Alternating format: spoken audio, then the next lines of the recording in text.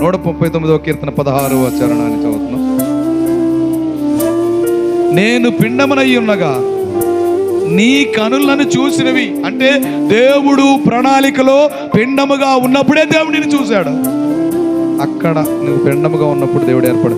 నీతో పాటు చాలా మంది వచ్చారు, నీతో పాటు చాలా మంది పుట్టారు. నీతో పాటు నీ కుటుంబంలో 5గురు ఉంటే నువ్వు మాత్రమే దేవుల్లో ఉన్నావు. నేను దేవుల్లో ఉన్నాను.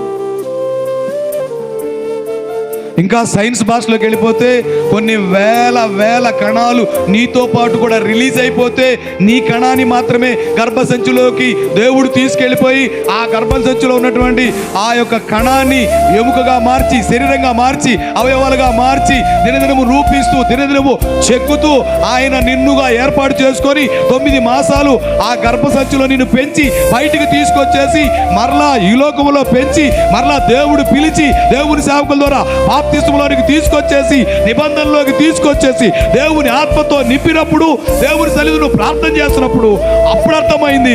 ఆ రోజే పిండముగా ఉన్నప్పుడే దేవుడు నన్ను కోరుకున్నాడు, నన్ను ఏర్పాటు చేసుకున్నాడు, నన్ను పిలుచుకున్నాడు. అందుకే నేను ఈ స్థలంలో ప్రభువు కొరకు ప్రార్థన చేస్తున్నాను. దేవునికి స్తోత్రం.